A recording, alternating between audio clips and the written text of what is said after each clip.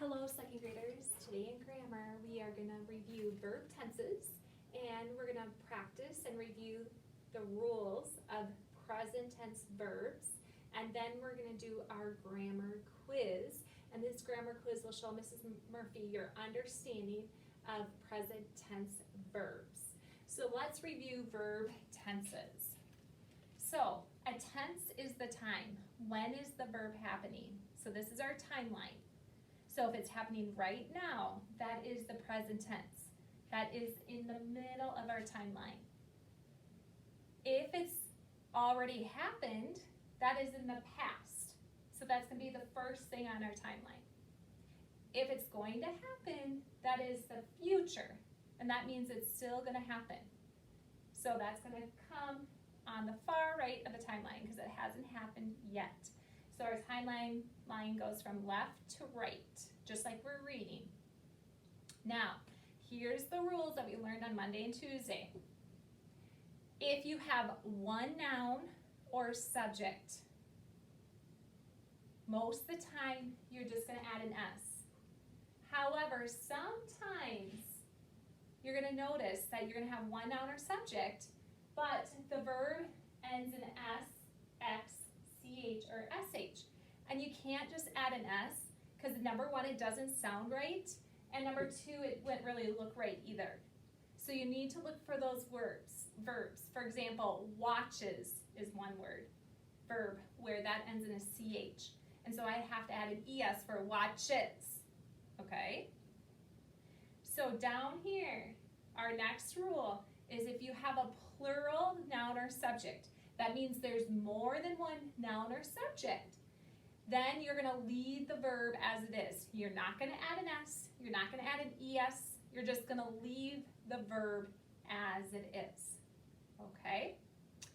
So we're going to practice these rules, and I'm going to test you on them on your grammar quiz.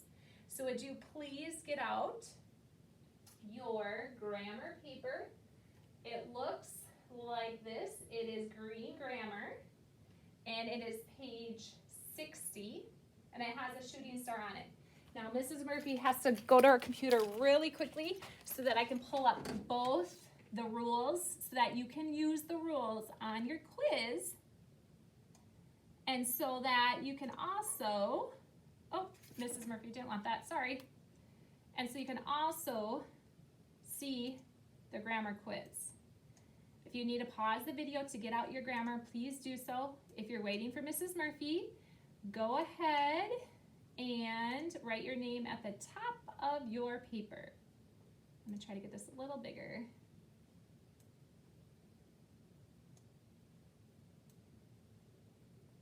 Almost got it. Kind of. Oh, not quite. Let me pull it this way a little bit. Thanks for being patient. There we go. All right, name at the top of your paper. Now, I'm going to do two of them with you, but the rest I will read, but you will do them on your own. So number one, the directions say, write the correct form of the verb, the present tense verb, so that it agrees with the subject. So I want the verb and the noun to agree. They have to get along. So if I look at number one, it says Rose and Jill blank the night sky. And I have the verb watch. So this is the tricky one because watch does end in ES, but there's more than one person or noun. So if it's plural, guys, down here, you are going to leave the verb as it is. So our verb is just going to be watch. Rose and Jill watch the night sky. Because it would make sense to say Rose and Jill watches the night sky. That doesn't make sense. Okay?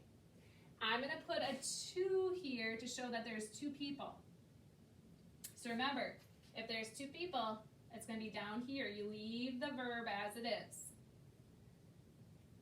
All right, number 2 says, they blank for shooting stars. Oh, again, there's 2 people or more. They. That's not talking about one person. This is talking about a bunch of people. They. So that's 2 people or more. So I need to leave the verb as it is. They hunt for shooting stars. Hunt. Mrs. Murphy's going to fix her H there. That wasn't a very good H. They hunt for shooting stars. Okay? Now, I'm going to read the next ones for you, but you have to fill in the blank. Rosie's mother blank a telescope. I have the verb bring. Now, do I leave it as bring? Or do I add an S or ES? Think, there's only one mother. Mrs. Murphy will put that up there to help you. One mother. Number 4, a telescope, blank them, look at the stars. I have one telescope.